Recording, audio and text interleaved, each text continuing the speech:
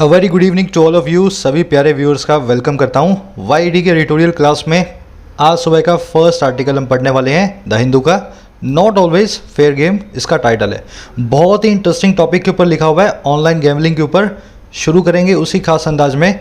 हर sentence की grammar vocab को मैं आपको बताऊंगा ट्रांसलेशन करने के बाद। सारी ग्रामर वोकैबलरी को जो आप सीखोगे अप्लाई करोगे इस क्विज पे। 5 क्वेश्चंस आपके सामने है ना, पूरे मन से सीखना और मन से ही क्वेश्चंस को रिप्लाई करना ताकि अच्छे मार्क्स आपको मिले। वीडियो के लास्ट में सोल्यूशन मैं आपको देता हूँ। चलिए शुरू करते हैं, आइए कुछ नया सीखते हैं।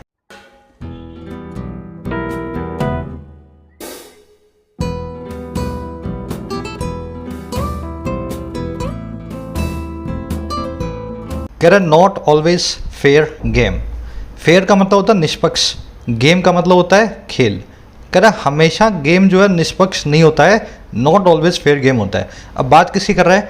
Online gambling. Online gambling, online जुए की बात हो रही है। तमिलनाडु की सरकार का ये कहना है कि ऑनलाइन जितनी भी गेम्स में पैसा लगाया जाता है, एक्चुअल में वो गेम वाले जो है ना उस गेम को मैनिपुलेट करके रखते हैं ताकि आप कितना भी अच्छा खेलो आप जो है उस गेम में हारोगे। इसलिए तमिलनाडु ने इस नॉट ऑलवेज फेयर गेम के इस मुद्दे के ऊपर एक नया कानून बना दिया है कि ऑनलाइन गैम्बलिंग तमिलनाडु की सीमा में आपको अलाउड नहीं है। तो इस तरह से इसने टाइटल को बनाया है ना। तमिलनाडु का कहना है नॉट ऑलवेज फेयर गेम। चलिए अब इसके बारे में डिटेल में देखेंगे क्या हुआ है और कैसे हुआ है। कह रहा state must guard against zealous paternalism while seeking to curb activities online. कह रहे किसी भी स्टेट को, किसी भी राज्य को गार्ड अगेंस्ट करना ही चाहिए। गार्ड का मतलब होता है बचना, अगेंस्ट मतलब किसी के सामने से, किसी के विरुद्ध। किसी भी स्टेट को बचना ही चाहिए, इस चीज़ से अवॉइड करना ही चाहिए, गार्ड अगेंस्ट करना ही चाहिए इस चीज़ को। और वो चीज़ है जीलस पैटर्निज्म। अब देखो पैटर्निज्म क्या होता क्या है? आपका फादरली एटीट्यूड। आप सामने वाले को बताओ कि मैं तुम्हारा पिता हूँ, मैं जो बोलूँगा वैसे ही तुम करो, जो तुम्हारा अच्छा भला मैं ही सोच पाता हूँ, है ना। ये कहलाता है ये एटीट्यूड पैटर्निज्म। और जीलस का मतलब होता है जिसमें बड़ा जील हो, जिसमें बड़ा उत्साह हो। तो कह रहा है स्टेट को है ना इस चीज़ से बचना चाहिए कि उत्साह के साथ में, एंथुजियाज्म के साथ में पैटर्निज्म को स्टेट दिखाए। और किस वक्त? सीख करते वक्त, कोशिश करते वक्त, कर्ब करने की, कंट्रोल करने की एक्टिविटीज़ को ऑनलाइन। तो किसी भी स्टेट को अपने इस उत्साह को हमेशा कब्जे में रखना चाहिए, उत्साह को हमेशा कंट्रोल में रखना चाहिए। स्टेट को किसी का बाप नहीं बनना है, किसी का फादर नहीं बनना है। राज्य को कभी किसी को ये नहीं बताना चाहिए कि ऑनलाइन आप क्या करते हो, आप गेम खेलते हो, जुआ खेलते हो या पोर्न देखते हो। ये राज्य की जिम्मेदारी नहीं है। समझ गए ना। बहुत ही सेंसिटिव मुद्दा है, इस पे बहुत सारे आप आगे एस्पेक्ट्स देखोगे इसी आर्टिकल के अंदर, है ना। चलिए स्टेट आपका सब्जेक्ट है, मस्ट गार्ड अगेंस्ट आपकी वर्ब है। गार्ड अगेंस्ट एक फ्रेजल वर्ब होती है, इसका मतलब होता है किसी चीज़ के सामने गार्ड करना या किसी चीज़ से बचत करना, किसी चीज़ को अवॉइड करना। मस्ट एक हेल्पिंग वर्ब है और कैसी? मॉडल हेल्पिंग वर्ब, इसलिए इसके बाद में हमेशा सिंगुलर वर्ब आती है, बेयर इन्फिनेटिव। तो स्टेट के बाद में गार्ड्स नहीं आ रहा, एस नहीं लगा हुआ, बिना एस के मस्ट गार्ड लिखा हुआ है। जीलस होता है जिसमें बड़ा उत्साह हो, एंथुजियास्टिक हो, जो चीज़ विगरस हो। पैटर्निज्म होता है फादरली एटीट्यूड, खास करके सरकारों के द्वारा। सरकार आपको बताएगी आपको कैसे करना है, ऑनलाइन क्या आपको देखना है, क्या नहीं देखना है। सीक एक ऐसी वर्ब है जो अपने बाद हमेशा अपना ऑब्जेक्ट लेती है बिना प्रेपोजिशन के। अब इसका आपके सामने सवाल आएगा, अगर सीक के बाद सर प्रेपोजिशन नहीं आता तो यहाँ पे टू कैसे आ गया? भाई सीक के बाद में सीधा जो लगाना है वो लगाओ, यहाँ पे टू लगाने का क्या रीज़न है? देखो ध्यान से समझो, इतना मुश्किल नहीं है, लेकिन अब जब बेसिक कमज़ोर होते हैं ना तब आप इस तरह के सवाल करते हो। The saint was seeking for the truth. Saint जो था सीक फॉर कर रहा था ट्रूथ को। सेंट जो था, संत जो था, सच का जो है उसकी तलाश कर रहा था। सीक का मतलब होता है किसी चीज़ का पीछा करना है, तलाश करना। अब देखो सीक के बाद में प्रेपोजिशन नहीं आती तो आप क्या करोगे? इस फोर को यहाँ से निकाल दोगे। आप बोलोगे saint was seeking the truth, ये बात तो ठीक है, लेकिन यहाँ देखो the saint was seeking to know the truth.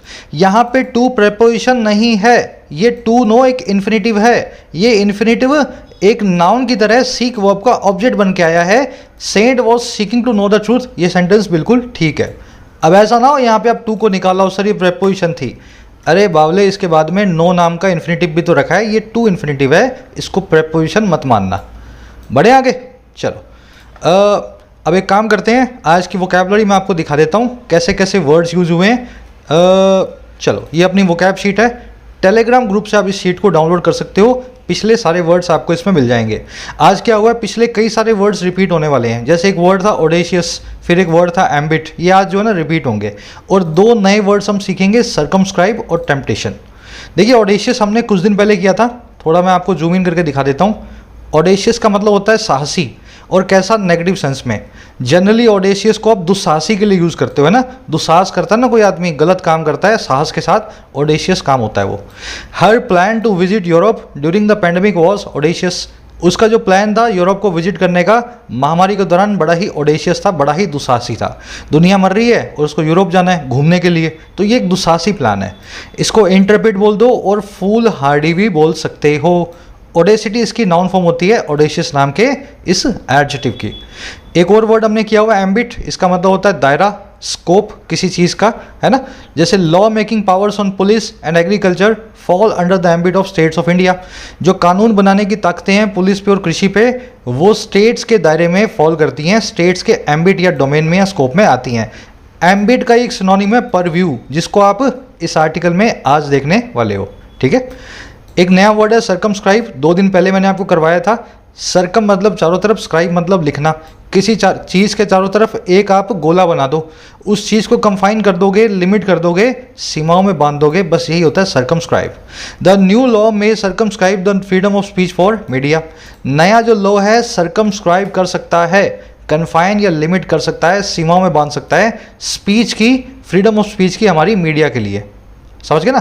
इसको इनक्लोज करना भी बोलते हैं, नाउन फॉर्म होती है सर्कमस्क्रिप्शन। लास्ट वर्ड है हमारा टेम्पटेशन, इसका मतलब होता है बहुत ज़्यादा अट्रैक्शन किसी चीज़ का। जैसे जो मेला था, the fair was full of temptations for the little kids. मेला जो है छोटे बच्चों के लिए बहुत आकर्षण से भरा हुआ था। टेम्पटेशन हर वो चीज़ है जिसके आकर्षण से आप बच ना पाएँ, है ना।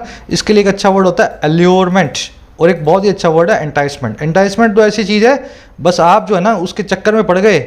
आप एंटाइसमेंट हर वो चीज़ ऐसी है जिस पे आप अपने आप को कंट्रोल ना कर पाओ, इतना ज़्यादा आपको अट्रैक्ट करे कि आपके ऊपर से कंट्रोल अपना जो है चला जाए। टेम्प्ट नाम की वर्ड से ही टेम्पटेशन नाम का नाउन बना हुआ है, इसकी वर्ब फॉर्म है टेम्प्ट। चलिए डिटेल में करवा दिए 2 पिछले पुराने वर्ड्स और 2 आज के नए वर्ड्स। आ जाओ समरी टाइम, फटाफट मैं आपको समरी दे देता हूँ। उससे पहले ऐड करूँगा एक छोटी सी चीज़। आप किसी भी एग्ज़ाम की तैयारी करते हो इंडिया के, जितना ज़रूरी उसके कॉन्सेप्ट सीखना है उतना ही ज़रूरी है लास्ट मोमेंट पे उसके एग्जाम्स को देना, मॉक टेस्ट को। और मॉक टेस्ट के अंदर टेक्स्ट बुक भारत का लीडिंग ब्रांड है। फॉर एग्जांपल आप देख पा रहे होंगे, चाहे एसएससी हो, चाहे बैंक्स हो, चाहे यूपीएससी हो, चाहे डिफेंस हो, हर एग्जाम के हज़ारों मॉक टेस्ट आपको मिलते हैं एक सिंगल पैकेज के अंदर। अब ये 17,000 मॉक टेस्ट का पूरा पैकेज जो है आपको मिलता है 299 रुपीज़ में 1 साल के लिए, और 399 में 2 ईयर्स के लिए। और ध्यान रखें जब आप बाय करें ना तो YET10 कूपन कोड लगा लेना, 10% एडिशनल डिस्काउंट मिल जाएगा। बाइंग लिंक को मैं डाल रहा हूँ कमेंट सेक्शन में, फर्स्ट कमेंट में पिंड है, आप वहाँ से बाय कर सकते हैं। देखो समरी बहुत सीधी सी है। कुछ ऐसी गेम्स होती हैं ऑनलाइन जो बहुत एडिक्टिव होती हैं, आपको पता है पबजी है, फ्री फायर है। जो लोग खेलते हैं वो अपनी पूरी ज़िंदगी उसमें नाश करने को तैयार हैं, सारा दिन बस वो खेलेंगे और कुछ काम दूसरा करेंगे ही नहीं। अब इनमें भी और बुरी चीज़ क्या है, कुछ ऐसी गेम्स हैं जो एडिक्टिव भी हैं और जिनमें पैसे भी ख़राब होते हैं। लोग घरों से बच्चे पैसे चुरा करके इन गेमों में जो है पैसे लगाते हैं और पैसों को हार जाते हैं, इतना नुकसान करते हैं अपना। तमिलनाडु की सरकार ने अपना एक लॉ बनाया कि हमारे तमिलनाडु की सीमा में कोई ऐसा गेम चलेगा नहीं जिसमें आप पैसे लगा सको। लेकिन अनफॉर्चुनेटली ये लॉ जब सुप्रीम कोर्ट में गया, सुप्रीम कोर्ट ने इस लॉ को खारिज कर दिया। अब देखो सुप्रीम कोर्ट का भी रीज़न है खारिज करने का। सुप्रीम कोर्ट ने बोला एक इंडिविजुअल की फ्रीडम है, वो क्या करना चाहता है ऑनलाइन, आप उसको नहीं बताओगे कि ये गेम खेल या ये गेम मत खेल। इंडिविजुअल खुद डिसाइड करेगा उसको अपनी ज़िंदगी तबाह करनी है गेम खेल के या नहीं करनी है। दूसरी चीज़ उन्होंने ये बोली, आप जुए वाली गेम को बैन करो जिसमें जुआ लगता है, जिसमें आप ताश पत्ते खेलते हो, लेकिन स्किल्स वाली गेम जिसमें पैसे लगाए जाते हैं पर स्किल्स होती हैं आपकी, उनको बैन नहीं कर सकते। जिसके अंदर आप अच्छा खेल करके पैसा कमाओगे, कोई जुआ या लक की बात ना हो, वहाँ पे बैन करने वाला लोग गलत है। तो बस यही काम सुप्रीम कोर्ट ने बोला है। हमारा आर्टिकल भी यही कह रहा है, स्टेट को फादर नहीं बनना चाहिए किसी का भी। आप स्टेट जो है, राज्य को ये ना बताना पड़े किसी को कि आप क्या खेलोगे क्या नहीं खेलोगे, ये लोगों की स्वतंत्रता है, वो क्या करना चाहते हैं। थोड़ा सेंसिटिव सा मुद्दा है ना, दोनों इसके पहलू हैं। अब चलिए आज की समरी है, आज की टोन है एडवाइजिंग और दूसरी आज की टोन है राइचियसनेस। राइचियसनेस की टोन हमेशा तब होती है जब सही और गलत के बीच में, बुराई और अच्छाई के बीच में आप फर्क करते हो, जैसे इस आर्टिकल में करने वाला है ना, स्टेट को क्या गलत क्या सही करना चाहिए। इसी समरी के ऊपर बेस्ड एक क्वेश्चन मैं आपके सामने रखूंगा, थोड़ा सेंसिटिव है, 3 सेंटेंसेज में उसका आंसर करें। मैं भी करता हूँ, मेरा वाला फर्स्ट कमेंट में पढ़ सकते हो इस वीडियो के, अभी अपडेट कर दूंगा। देखो क्वेश्चन आपका ये है, ऑनलाइन गेमिंग को जिसमें पैसे लगते हैं, जिसमें जुआ खेला जाता है या जिसमें कोई भी शर्त लगाई जाती है, आप कितना सपोर्ट करते हैं? सरकार का ऐसे गेम्स को बैन करना कितना सही और कितना गलत लगता है आपको, इस चीज़ को जरूर आंसर करें। और दोनों ही मुद्दों को सोचना, पहला ये कि आप इंडिविजुअल की फ्रीडम को रेस्ट्रिक्ट नहीं कर सकते, वो क्या करना चाहता है, और दूसरा ये अगर इंडिविजुअल गलत रास्ते पे जाएगा, जुआरी बनेगा, तो उसको रोकना भी सरकार का ही काम है। तो दोनों ही चीज़ों को आपको जो है ना सही से संतुलन बिठा करके इसका आंसर करना है। जरूर से लिखो, मैं भी लिखता हूँ, फर्स्ट कमेंट में इस वीडियो के आपको मेरा आंसर मिलेगा। शुरू करें आर्टिकल को। कह रहा है good intentions do not always make for good legislation. कह रहा है अच्छी इंटेंशन जो है, अच्छे जो इरादे हैं, हमेशा मेक फॉर नहीं करते हैं, हमेशा प्रोड्यूस नहीं करते हैं अच्छे लेजिस्लेशन को, अच्छे कानून को। समझ गए? इंटेंशंस की वर्ब है do not make for. Make for एक फ्रेजल वर्ब होती है, किसी चीज़ को प्रोड्यूस करना, जनरेट करना, किसी चीज़ का निर्माण करना। तो अच्छे इरादों से हमेशा अच्छा कानून नहीं बनता है। अच्छा कानून बनाने के लिए और भी कई चीज़ें ज़रूरी हैं। समझ गए? अब इस सेंटेंस में एक चीज़ है जो लेजिस्लेशन नाम के वर्ड को देखते ही आपको याद आ जानी चाहिए। लेजिस्लेशन किस टाइप का नाउन है? हिंट भी दे रहा हूँ मैं आपको, फिर मैं आपको डिटेल में करवाता हूँ, पहले आप खुद से सोचो जरा, है ना। चलो, लेजिस्लेशन उस कैटेगरी का नाउन है जो कभी भी प्लूरल फॉर्म में यूज नहीं होता, अनकाउंटेबल नाउन है। कानून को, लेजिस्लेशन को आप नहीं गिन सकते हो। ये सभी वैसे ही नाउन है। Bread, advice, paper, equipment, glass, news, cloth, information, legislation. देखो ये कितने खूबसूरत तरीके से काम करते हैं। जैसे 2 new legislations have been passed. अब हिंदी में ठीक है, 2 नए कानूनों को पास किया जा चुका है, हिंदी में ठीक है, लेकिन इंग्लिश में गलत है। लेजिस्लेशंस 2 नहीं हो सकते, लेजिस्लेशंस को काउंट नहीं कर सकते हो। लेजिस्लेशन का मतलब होता है कानूनी ढांचा, समझे? तो अब क्या लिखो, 2 न्यू, अब यहाँ लिख दो पीसीस ऑफ लेजिस्लेशन, एस निकालना, याद रखना, लेजिस्लेशन हैव बीन पास्ड। तो पीसीज ऑफ लगा करके आप बताओगे इस जो है पूरे सेंटेंस को। वैसे ही the student asked for some papers from the examiner. Student ने कुछ कागज को एग्जामिनर से मांगा। अब पेपर को काउंट नहीं कर सकते हो, काउंट करते हो आप पीस ऑफ पेपर को। आप यहाँ लिखोगे सम पीसीज ऑफ पेपर, पेपर्स नहीं, पेपर फ्रॉम द एग्जामिनर। वैसे grandpa gave him 3 valuable advices. Grandpa ने उसको 3 वैल्यूबल एडवाइस दी, वैल्यूबल सलाहें दी। सलाह को भी नहीं गिन सकते हो। 3 पीसीज ऑफ वैल्यूबल एडवाइस, इसको भी सिंगुलर करना है।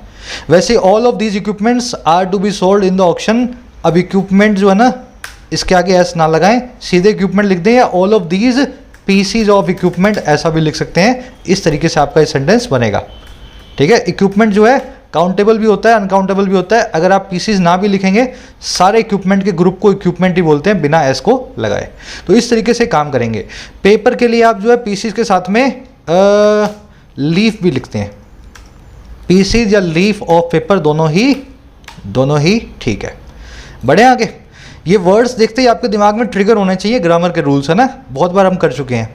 कह रहा है the Tamil Nadu government's effort to protect its youth from the temptations of online gambling by amending a colonial gaming law to ban online rummy and poker has not survive judicial scrutiny. कह रहा है Tamil Nadu government का जो effort है, जो उनकी कोशिश है बचाने की, प्रोटेक्ट करने की, हिफाजत करने की अपने युवा को, यूथ को, और किससे? टेम्पटेशन से, आकर्षण से, ऑनलाइन गैम्बलिंग के, ऑनलाइन जुए के। और कैसा एफर्ट है, किस तरह का? ये अमेंड करके, सुधार करके एक कॉलोनियल गेमिंग लॉ में, एक उपनिवेशवादी अंग्रेजों के ज़माने के गेमिंग के कानून में। और गेमिंग का कानून था बैन करने वाला ऑनलाइन रमी और पॉकर को। कह रहे ये जो एफर्ट है ना, ये सर्वाइव नहीं किया है जुडिशियल स्क्रूटनी को, जो है न्यायिक जांच को। तो ये लॉ इन्होंने जरूर बनाया, अंग्रेजों के ज़माने जैसा लॉ था ये, मतलब एकदम सामंतवादी, एकदम जो है एकदम ऑटोक्रेटिक ऐसा लॉ था, तानाशाही अंग्रेजों जैसा, जैसे अंग्रेज हुआ करते थे। लेकिन ये लॉ जो है न्यायिक जांच के आगे, जुडिशियल स्क्रूटनी के सामने सुप्रीम कोर्ट में टिक नहीं पाया। समझ गए? अब देखो सेंटेंस कैसे बना है। एफर्ट की वर्ब है हैज़ नॉट सर्वाइव्ड। स्क्रूटनी का मतलब होता है जांच। टेम्पटेशन का मतलब होता है आकर्षण, अल्यूरमेंट, इंसाइटमेंट। कॉलोनियल होता है उपनिवेशवादी, इंपीरियल, बहुत ही तानाशाही, बहुत ही ऑटोक्रेटिक। सर्वाइव के बाद में आप सीधे सीधे लिख दें जो इवेंट में आप सर्वाइव नहीं कर पाए। जैसे the company could not survive the change in technology. The building, यहाँ पे द कर लेना, ही लिख दिया गलती से। चलो, the building could not survive could not survive the earthquake. तो ये कंपनी जो है सर्वाइव नहीं कर पाई चेंज इन टेक्नोलॉजी को, टेक्नोलॉजी में चेंज आया तकनीक में, और ये कंपनी उसके सामने कंधे से कंधा ना मिला पाने के कारण सर्वाइव नहीं कर पाई, ये कंपनी जो है डूब गई। और ये बिल्डिंग जो है भूकंप के सामने सर्वाइव नहीं कर पाई, भूकंप आया और ये बिल्डिंग जो है गिर गई। तो सर्वाइव के साथ में एक इवेंट लिखें, इन लगाने की जरूरत नहीं है, लगा दोगे तो भी ठीक है, लेकिन बिना इनके भी लिखा जाता है। सर्वाइव एन इवेंट मतलब उस इवेंट में खत्म हो जाना। चलो बढ़े आगे। कह रहा its amendment to the Tamil Nadu gaming act 1930 has been struck down by the Madras high court which found the prohibition unreasonable because it sought to bring even games predominantly of skill under the level of gambling if there was an element of betting or even prize money or any other stake involved। कह रहा है इसका जो amendment है, अब देखो किसका है भाई, तमिलनाडु का। कह रहा है और किसमें, तमिलनाडु गेमिंग एक्ट 1930 में। कह रहा है इस अमेंडमेंट को स्ट्राइक डाउन कर दिया गया, गिरा दिया गया, कैंसिल कर दिया गया मद्रास हाई कोर्ट के द्वारा। अच्छा कौन सी हाई कोर्ट है ये वो हाई कोर्ट है जिसने पाया, इस चीज़ को फाउंड किया कि ये जो बैन था ना ये अनरीजनेबल था, अपने आप में इलॉजिकल था। कह रहे क्योंकि ये बैन चाहता था, सॉर्ट करता था क्या, यहाँ तक कि ब्रिंग करने की, लाने की ऐसे गेम्स को यहाँ तक कि जो प्रीडोमिनेटली ऑफ स्किल हैं, जो कि मुख्यतः स्किल वाले गेम है, जिसमें आप अच्छा खेलोगे तो आप अच्छा जीतोगे, इसमें जुए की कोई बात है ही नहीं। कह रहा है ये ऐसे गेम्स को भी सॉर्ट करता था लाने का, और कहाँ पे, अंडर इस लेवल के नीचे, इस टप्पे के नीचे, जो टप्पा या लेवल है गैम्बलिंग का। अच्छा ऐसा क्यों होगा, कब होगा, अगर कोई ऐसा एलिमेंट ऑफ बैटिंग हो, अगर उस गेम में एक एलिमेंट ऑफ जुए का हो या प्राइज मनी का हो या कोई और स्टेक इन्वॉल्व हो, कोई कॉइन्स हो, कुछ इस तरह का काम हो जिसमें आपके पैसे जेब से निकलते हो। तो सुप्रीम कोर्ट ने अमेंडमेंट को क्या खारिज कर दिया और बोल दिया है आप ऐसा नहीं कर सकते, जुए पे बैन लगा लो ठीक है, लेकिन कोई लड़का या लड़की अगर अपनी स्किल से गेम खेल करके पैसे जीतना चाहे तो उस गेम को हमारी तरफ से कोई बैन नहीं किया जाएगा। समझ गए ना।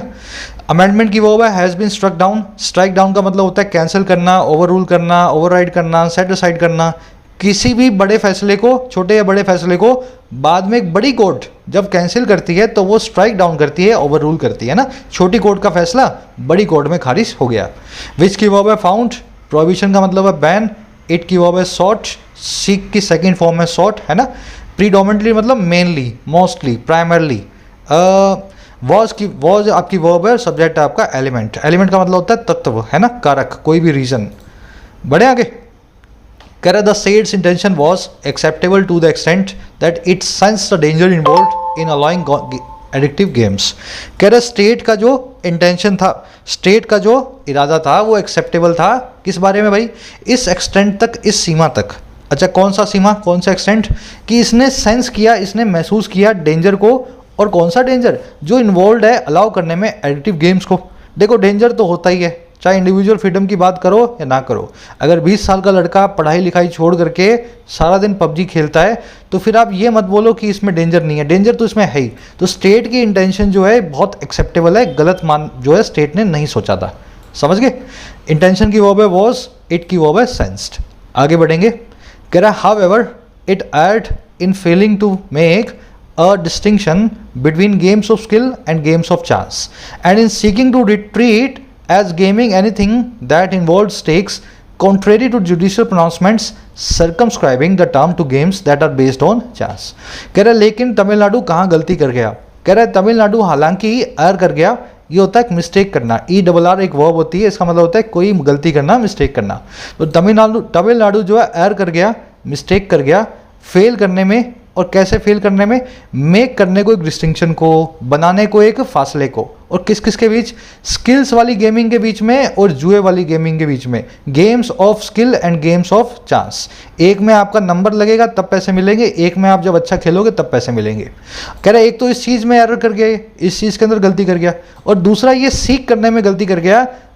और किस चीज़ को, ट्रीट करने को गेमिंग, हर वो चीज़ एनीथिंग जो इन्वॉल्व करे स्टेक्स को, जिसमें कुछ स्टेक्स, कुछ पैसा, कुछ हिस्सा, कुछ दावा इन्वॉल्व हो। और बिल्कुल उल्टा, कॉन्ट्रेरी टू उन जुडिशियल प्रोनाउंसमेंट्स के, उन न्यायिक फैसलों के जो सर्कमस्क्राइब करते हैं इस टर्म को। और किस, सर्कमस्क्राइब समझ गए ना, बांधना, लिमिट में किसी चीज़ को कन्फाइन करना।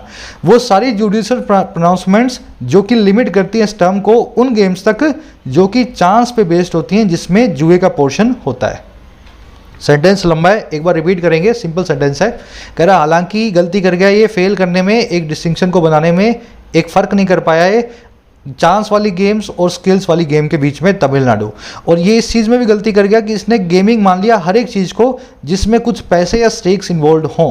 चाहे आप अच्छा खेल के कमाओ, चाहे आप आपका नंबर आ जाए, आपका जो है लक अच्छा हो तब आप कमाओ।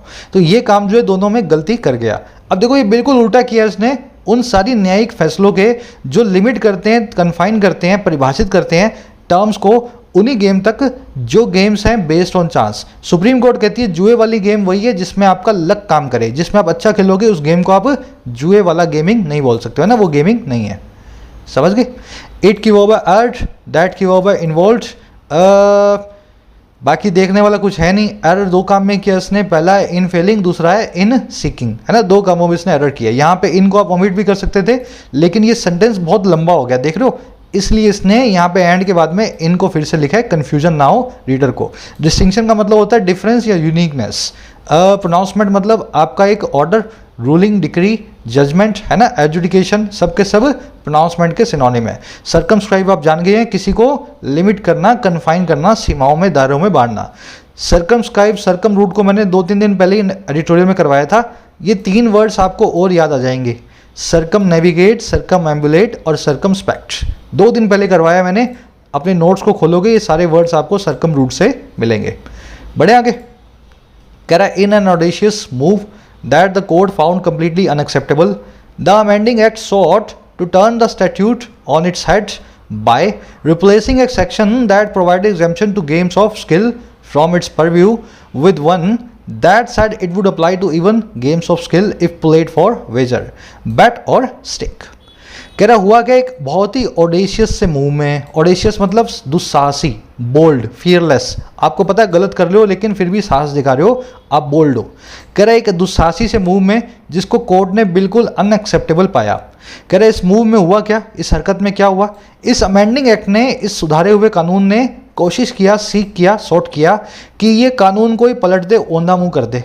स्टैट्यूट मतलब कानून, विधान, कानून को, कॉन्स्टिट्यूशन को इसने औंधा मुंह करने की कोशिश की, सर ऊपर पांव नीचे ऐसा करने की कोशिश की। और कैसे किया इसने, रिप्लेस करके एक सेक्शन को, हटा करके या रिप्लेस करके एक सेक्शन को जो प्रोवाइड करता था एग्जम्पशन, राहत, गेम्स ऑफ स्किल को इसके परव्यू से। एक सेक्शन था सुप्रीम कोर्ट के एक जजमेंट का, उसमें लिखा हुआ था गेम्स ऑफ स्किल, जिसमें अच्छा खेलोगे पैसे कमाओगे, वो हमारे गैम्बलिंग के दायरे में नहीं आती, परव्यू में नहीं आती। इस सेक्शन को इन्होंने रिप्लेस कर दिया। और किसके साथ किया, एक ऐसे के साथ वन जो ऐसा कहता था कि ये अप्लाई होगा यहाँ तक कि गेम्स ऑफ स्किल को अगर वो खेली जाएँ वेजर के लिए, शर्त के लिए, पैसे के लिए, बेट के लिए, मनी के लिए या किसी स्टेक के लिए। तो सुप्रीम कोर्ट का जजमेंट ही सर नीचे और पांव ऊपर ऐसा तमिलनाडु ने करने की कोशिश की। साफ साफ उस जजमेंट में लिखा हुआ था स्किल वाली गेम्स को हम अलाउ करते हैं, लेकिन नया एक्ट जो तमिलनाडु का आया उसमें लिख दिया है अगर गेम में पैसा लगाओगे तो तमिलनाडु में तो आपको नहीं खेलने देंगे। समझ गए?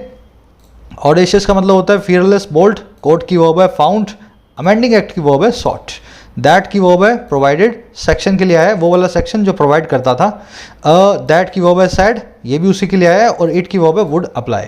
सब्जेक्ट वर्ब पकड़ना बहुत जरूरी है, तभी सेंटेंस की स्ट्रक्चर पता लगती है। एग्जाम्पशन का मतलब होता है राहत, वेजर का मतलब होता है बेट वाली मनी, शर्त में पैसा, वेजर बोलते हैं उसको। परव्यू का मतलब होता है दायरा, स्कोप, एम्बिट, इस वर्ड को हम कर चुके हैं।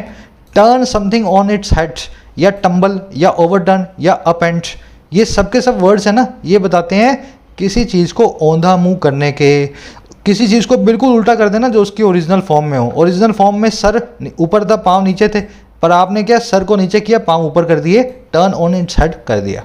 समझ गए ना? ऐसे याद रखें सीडीएम को। चलिए, कह रहा the court rightly found that this would actually render illegal even offline games that were played for prize money. Court ने सही पाया, राइटली फाउंड किया कि ये जो चीज़ है ना एक्चुअल में रेंडर कर देगी, बना देगी इलीगल, यहाँ तक कि ऑफलाइन गेम्स को जो खेले जाते थे प्राइज मनी के लिए। कोर्ट ने पाया कि अगर प्राइज मनी के लिए कोई गेम ऑफलाइन भी होगा ना, इस लॉ के हिसाब से तो वो भी इलीगल है, ऐसा हो जाएगा। कोर्ट की वर्ब है फाउंड, दिस की वर्ब है वुड। अब देखो वुड जो आपकी हेल्पिंग वर्ब है, मेन वर्ब है रेंडर, है ना। दैट की वर्ब है वर प्लेड। ये रेंडर नाम के वर्ड पे मैं आपको छोटा सा रूल करवा देता हूँ।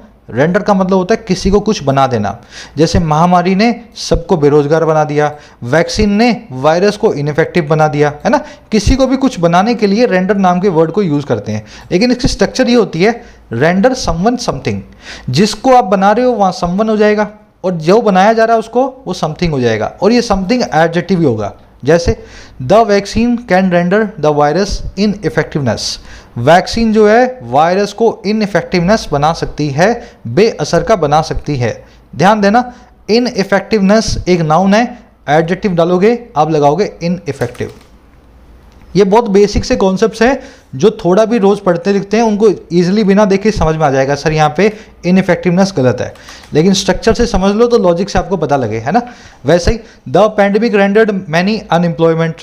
पैंडेमिक ने रेंडर कर दिया मैनी बहुत लोगों को अनएम्प्लॉयड बेरोजगार। अनएम्प्लॉयमेंट एक नाउन है, बेरोजगारी की बात नहीं हो रही है, इसका एडजेक्टिव फॉर्म लगाओ अनएम्प्लॉयड। अनएम्प्लॉयड हमेशा एडजेक्टिव को यूज़ करें रेंडर के साथ। बढ़े आगे, आज के क्विज में यूज होगा कॉन्सेप्ट।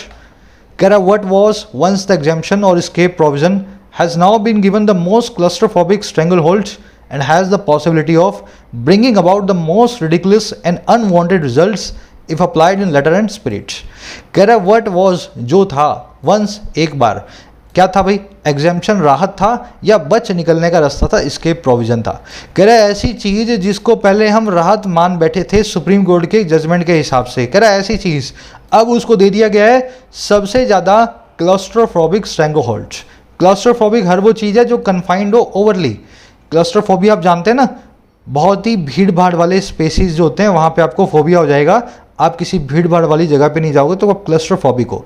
तो क्लस्ट्रोफोबिक हर वो चीज़ है जो ओवरली कन्फाइंड हो, जो चारों तरफ से बहुत ज़्यादा घिरी हो, बहुत टाइट हो, है ना, लिमिटेड हो। और स्ट्रेंगल होल्ड का मतलब क्या होता है, स्ट्रेंगल मतलब गला घोटना, होल्ड का मतलब पकड़, ऐसा पकड़ जो आपके गले को घोटे, चॉकिंग ग्रिप बोलते हैं इसको। तो कह रहे हैं इस चीज़ को, इस एस्केप प्रोविजन को एक गला घोटने वाली क्लस्ट्रोफोबिक स्ट्रेंगल होल्ड दे दी गई है, इसका गला ही घोट दिया गया है, और इसके पास अब क्या है, पॉसिबिलिटी है ब्रिंग अबाउट करने की।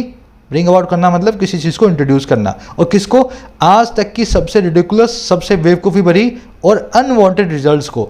अगर इसको अप्लाई किया गया लेटर और स्पिरिट में, अगर इस लॉ को पूरा हूबहू बिल्कुल जो इसका इंटेंशन है वैसा अप्लाई किया गया। थोड़ा सा यहाँ पे वोकैब इसने एडवांस यूज़ की है, लेकिन वोकैब अगर आप समझ लोगे तो सेंटेंस बड़ा आसान है। मैं एक बार रिपीट कर रहा हूँ, फिर वोकैब के साथ समझाऊंगा, ठीक है। कह रहा है जो चीज़ एक बार राहत थी या एस्केप प्रोविजन था, अब उसको दे दिया गया है आज तक का सबसे ज़्यादा स्ट्रेंगल होल्ड, ऐसा वाला जो क्लस्ट्रोफोबिक है, उसका गला घोटने वाला एक पकड़ उसको दे दी गई है। इस पूरे एस्केप प्रोविजन को ख़त्म करने की कोशिश की गई है, और कह रहा है अब इसके पास पॉसिबिलिटी है ब्रिंग अबाउट करने की, लेकर के आने की, इंट्रोड्यूस करने की, अशर इन करने की सबसे ज़्यादा रिडिकुलस, सबसे ज़्यादा बेवकूफ़ी भरे और अनवांटेड रिजल्ट्स को।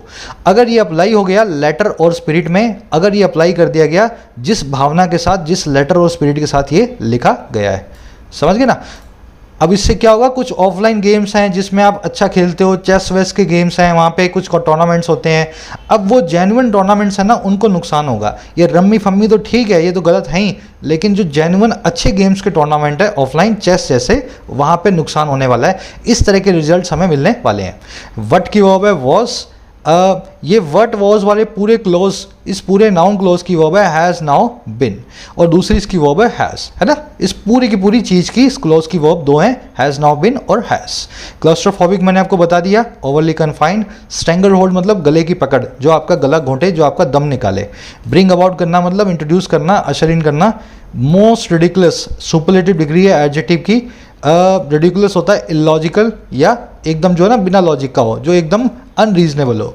रिडिकुलस जो है रिजल्ट्स के लिए आया एडजेक्टिव, है ना, अनवांटेड और रिडिकुलस रिजल्ट्स। लेटर और स्पिरिट मैंने आपको बता दिया, जिस भावना से किसी काम को करा जाए वो कहलाती है उसकी लेटर और स्पिरिट। चलिए आगे बढ़ते हैं नेक्स्ट पैराग्राफ की तरफ। आगे कह रहा है one of the problems of political populism is that the state takes it paternalistic role too seriously. कह रहा है पॉलिटिकल पॉपुलिज्म की कुछ प्रॉब्लम में से एक प्रॉब्लम ये है। अब ये क्या होता है पॉलिटिकल पॉपुलिज्म, राजनेता कुछ ऐसे काम करें, कुछ ऐसी पॉलिसीज़ बनाएं जो समाज के एक बड़े वर्ग को अच्छी लगें, है ना। पॉपुलर पॉलिसीज़ को बनाने का काम कहलाता है पॉपुलर पॉलिटिकल पॉपुलिज्म।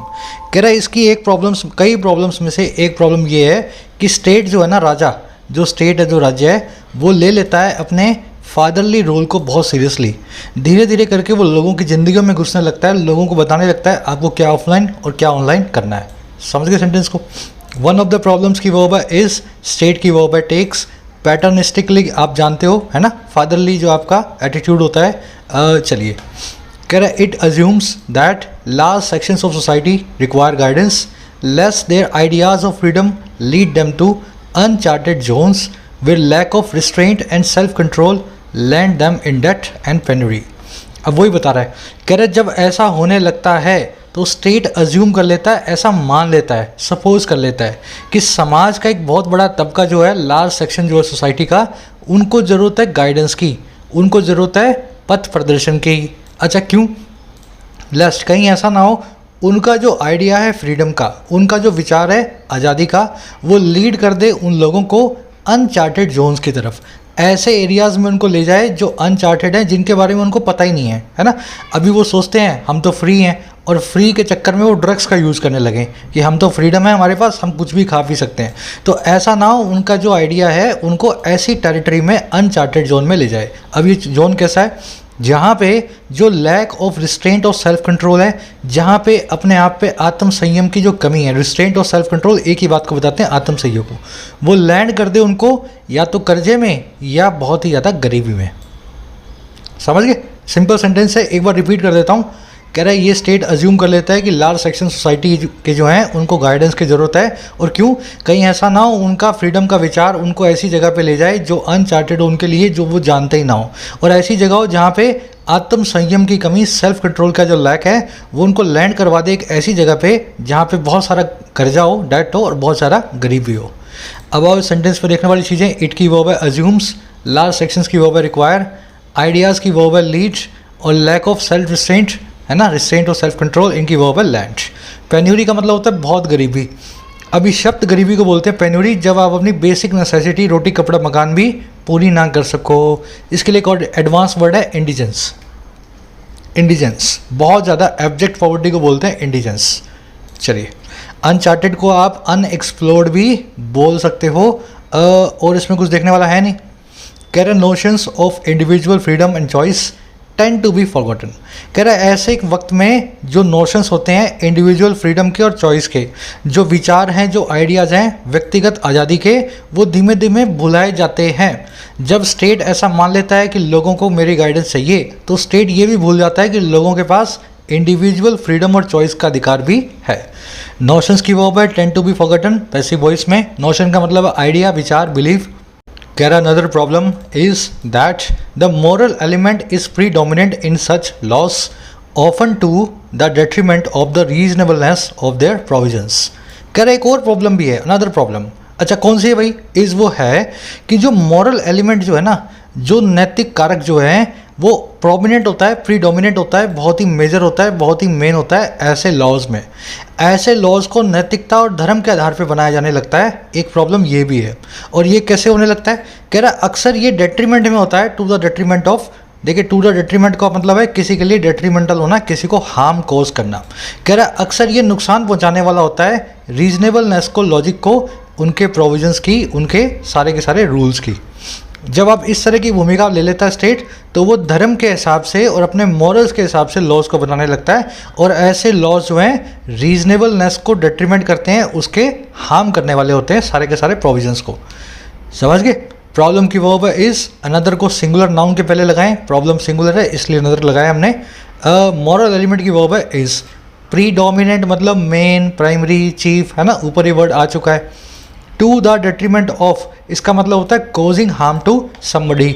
जैसे मैं यूँ लिख दूँ, टू द डेट्रीमेंट ऑफ बहुत अच्छा एक फ्रेज है, इस पर क्वेश्चन भी बनते हैं। मैं ऐसा लिख दूँ, मान लो she smokes 3 packs of cigarettes a day to the detriment है ना ऑफ हर हेल्थ। वो दिन में 3 पैकेट जो है सिगरेट की पीती है, अपनी जो है हेल्थ को कोज करते हुए हार्म। तो to the detriment of her health, इस तरह से फ्रेज यूज होता है। याद रखें यहाँ पे टू ना लगा दें, अक्सर ये ऐसे मिलेगा आपको, टू द डेट्रीमेंट ऑफ, है ना, करेक्ट फ्रेज ऐसा है। बढ़े आगे। कह रहे सम activities are associated with sin more than with commerce, and these are susceptible to government's regulatory reach and banning instincts.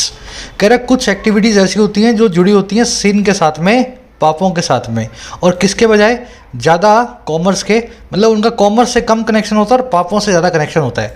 और कह रहा है ऐसी एक्टिविटीज़ जो होती हैं वो ससेप्टिबल होती हैं, वो वल्नरेबल होती हैं, वो कमज़ोर होती हैं, और किसके लिए? सरकार की रेगुलेटरी रीच के लिए और बैन करने वाले सरकार के नज़रिए के लिए, इंस्टिंक्ट के लिए। अगर किसी एक्टिविटी में धंधा कम होता है, व्यापार कम होता है, लेकिन वहाँ पे पाप वाली भूमिका ज़्यादा है धर्म के हिसाब से, तो सरकारें अपनी टांग फंसा के उस एक्टिविटी को बंद करती हैं, क्योंकि धर्म कहता है कि वो एक्टिविटी पाप है ना। वैसे वो पाप हो या ना हो, प्रैक्टिकली उसका हमें किसी को नहीं पता। सम एक्टिविटीज़ की वर्ब है आर एसोसिएटेड विद, और दीज की वर्ब है are. Susceptible to, vulnerable to, इन दोनों का मतलब होता है किसी के सामने डिफेंसलेस होना। जैसे आप ससेप्टिबल टू रेन होते हैं जब आपके पास छाता ना हो, समझ गए ना, ससेप्टिबल टू या वल्नरेबल टू। और अगर आप किसी चीज़ के सामने डिफेंसलेस, मतलब समझ गए ना, बिल्कुल डिफेंसलेस नहीं है, आप किसी चीज़ का सामना कर सकते हैं, तब आप बोलेंगे इम्यून टू। खूबसूरती ये है कि इम्यून टू इसका एंटोनिम है, लेकिन तीनों के बाद में टू नाम का प्रपोजिशन फिक्स है। चलिए, इंस्टिंक्ट का मतलब होता है आपका मूड, आपकी प्रवृत्ति, हिंदी में बोलते हैं प्रवृत्ति।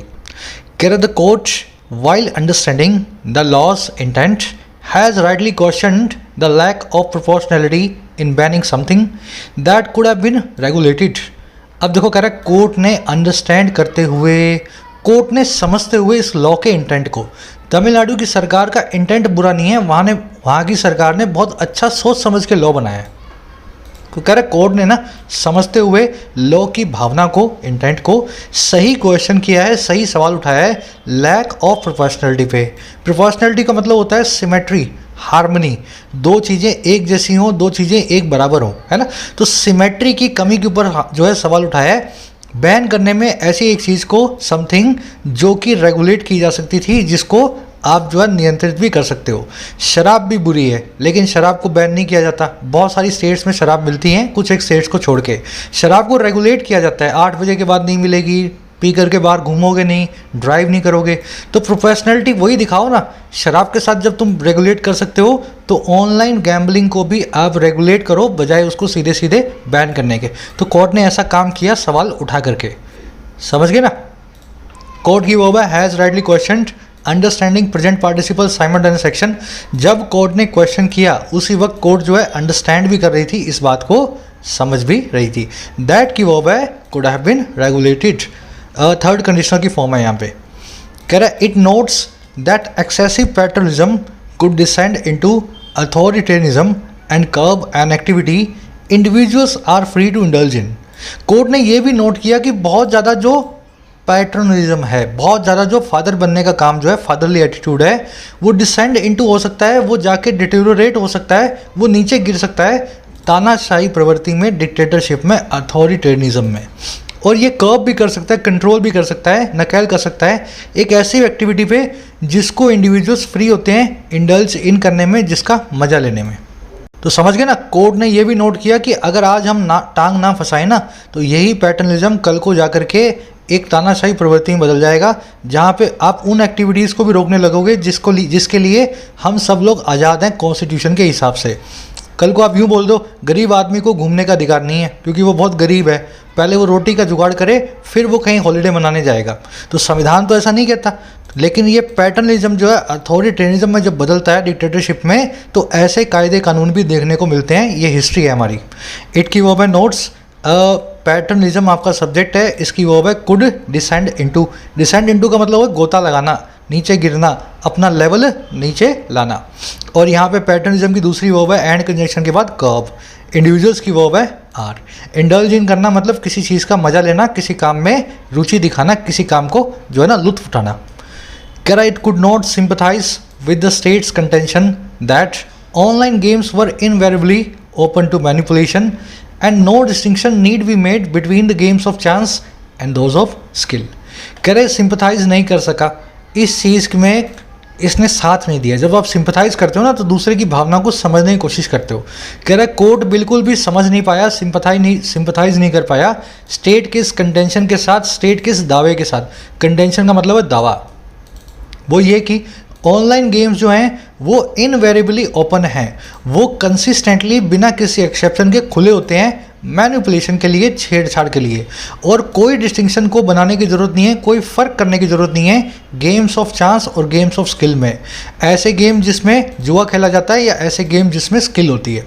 तमिलनाडु सरकार ये कहती है कि स्किल वाले गेम में भी गेम का डेवलपर इस तरीके से मैनिपुलेट करता है कि लोग अच्छी स्किल दिखाने के बावजूद पैसा हारें। इसलिए हम दोनों ही को एक ही बात मानते हैं, चाहे स्किल वाला गेम हो चाहे जुए वाला गेम हो, ऐसा इन्होंने बोला। लेकिन कोर्ट ने इस बात पे कोई सिंपैथी नहीं दिखाई, कोर्ट ने सपोर्ट नहीं किया उनके इस कंटेंशन को। समझ गए? इट की वर्ब है could not sympathise, online games की वर्ब है वर, डिस्टिंक्शन की वर्ब है नीड बी मेड। ये मैंने उल्टा कर दिया ना, डिस्टिंक्शन को सब्जेक्ट बनाना है और नीड बी वीड को अपने को बनाना है इसकी वर्ब। इनवेरिएबली मतलब कॉन्स्टेंटली, ऑलवेज, विदाउट एक्सेप्शन, हमेशा होता ही ऐसा है। मैनिपुलेशन का मतलब होता है टेम्परिंग विद करना, छेड़छाड़ करना, किसी चीज़ से पंगे लेना। Need be made modal verb का नीड नाम की मॉडल जो वर्ब है उसका सेमी मॉडल यूज़ है। इस पर मैंने एक अलग से वीडियो की हुई है, 5 मिनट आप उस वीडियो को दोगे तो आप समझ जाओगे या नीड टू बी मेड क्यों नहीं लिखा हुआ है ना। डाल दूंगा ये वीडियो यहीं पे ऊपर, आप इस वीडियो को आराम से देखना, 5 मिनट की वीडियो है। चलो आगे बढ़े। कह रहा है however it did remember to observe that appropriate legislation regulating betting and gambling activities is still possible but something that conforms to constitutional priority।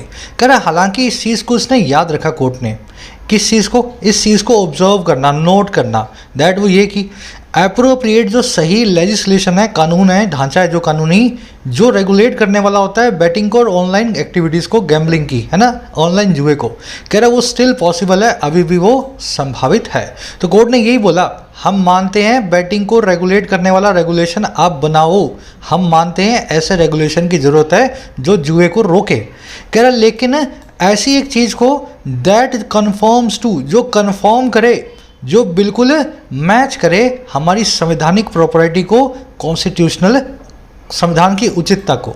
तो जो बनाओ वो ऐसा बनाओ जो संविधान के हिसाब से ठीक हो। सीधे सीधे बैन करने वाला बनाओगे तो संविधान के अंदर वो टिक नहीं पाएगा, ऐसा कानून आप मत बनाएं। समझ गए ना। इट की वर्ब है did remember, emphatic helping verb है। इट रिमेंबर्ड भी लिख सकते थे लेकिन डिड को बाहर निकाला है क्योंकि हमें वर्ब पे जोर डालना है, डिड को बाहर निकाल के। लेजिस्लेशन की वर्ब है इज, दैट की वर्ब है कन्फर्म्स। कन्फर्म बना है कॉन प्लस में फॉर्म से। जब दो चीज़ों की सेम फॉर्म होती है ना, एक जैसे दिखाई देते हैं तो वो कहलाते हैं कन्फर्म करने वाले। जो फिट इन करें, मैच करें, करस्पॉन्ड करें एक दूसरे से, वो कन्फर्म टू करते हैं। कन्फर्म के बाद में हमेशा टू लगाएं, जब जो भी दो चीज़ें जो एक दूसरे से मैच खाएंगी कन्फर्म टू करेंगी। एक सेंटेंस लिख देता हूँ मैं, आपको थोड़ी सी और अंडरस्टैंडिंग आएगी। दिस बिल्डिंग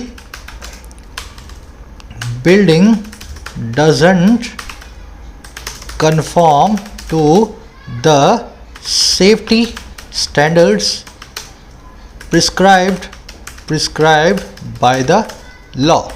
ये बिल्डिंग कन्फर्म नहीं होती है, बिल्कुल उस फॉर्म में नहीं है जो सेफ्टी स्टैंडर्ड्स हैं इस जो है लॉ के द्वारा प्रिस्क्राइब किए गए हैं। इस बिल्डिंग में कोई भी ऐसी चीज़ उन्होंने नहीं लगाई है जो सेफ्टी स्टैंडर्ड्स के हिसाब से हो, उल्टी सीधी बनाई है। कोई भी आदमी जो है इस बिल्डिंग में जोखिम में रहेगा जो भी काम करेगा। समझ गए ना। कन्फर्म टू हमेशा ऐसे लगा के आप इसको बताएं। तो फटाफट से अपने क्विज पे आ जाओ। इसको अपने को करना है सॉल्व। 5 क्वेश्चन है आपके पास। पहले 2 में क्लोज टेस्ट, 3rd और 4th में एरर और 5वें में 1 वर्ड। सब कुछ करवा चुका हूँ मैं। रेंडर के साथ में क्या लगाओगे, एडजेक्टिव लगाओगे कि नाउन लगाओगे। इंफॉर्मेशन कैसा नाउन है, कैसा कभी ये प्लूरल होता है या सिंगुलर होता है, आपको चेक करना है ना।